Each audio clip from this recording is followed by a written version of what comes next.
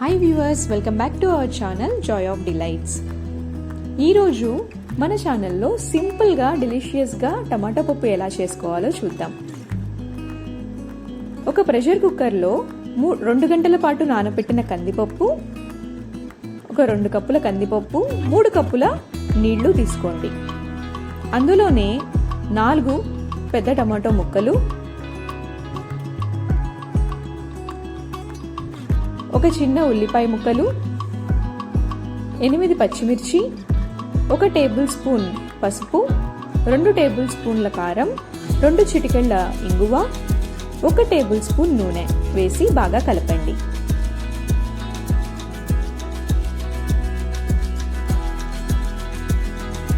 బాగా కలిపిన తర్వాత మూత పెట్టి 3 విజిల్స్ రానివ్వండి.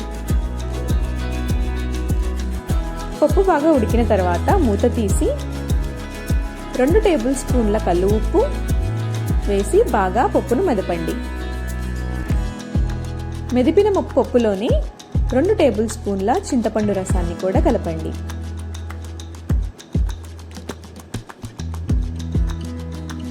పప్పు తాలింపు కోసం ఒక కడాయిని తీసుకుని 2 టేబుల్ స్పూన్ల నూనె, 1 టేబుల్ స్పూన్ నెయ్యి కలపండి. నెయ్యి పప్పుకి మంచి సువాసనను, ఫ్లేవర్ను ఇస్తుంది. నూనె వేడెక్కిన తర్వాత 1 టేబుల్ స్పూన్ పచ్చెనపప్పు,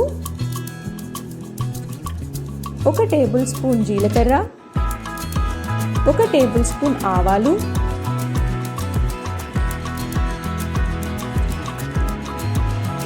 6 దంచిన వెల్లుల్లి ముక్కలు,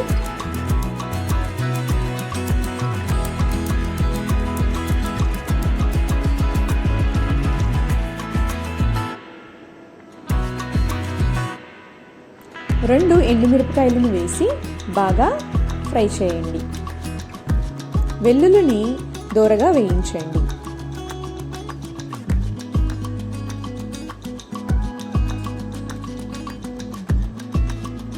అందులోనే 2 చిటికెళ్ళ ఇంగువ కూడా చేర్చండి.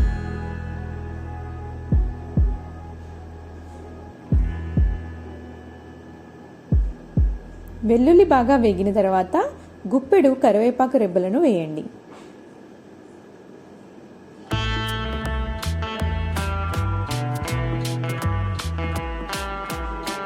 కరివేపాకు కూడా బాగా చుట్టిన తర్వాత ఒక చిన్న ఉల్లిపాయ ముక్కలను కలపండి. ఉల్లిపాయ ముక్కల్ని కూడా బాగా దోరగా వేయించండి.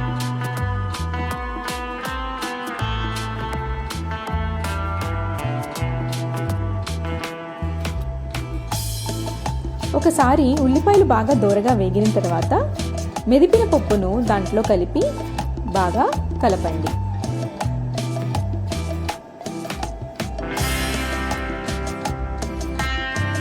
పప్పు ఇలా ఉండగా ఉప్పు కారం చూసుకుని మీ రుచికి తగినట్టుగా అడ్జస్ట్ చేసుకోవచ్చు.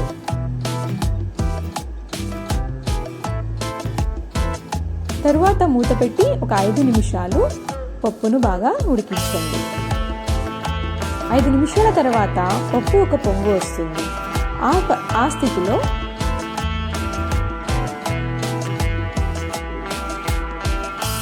పప్పు బాగా పొంగు వచ్చిన తర్వాత కొత్తిమీర వేసుకుని దింపేయడమే. అంతే, మన టమాటో పప్పు రెడీ. ఈవెన్ బ్యాచులర్స్ కూడా ఈ పప్పును చాలా ఈజీగా చేసేయచ్చు. Thank you for watching.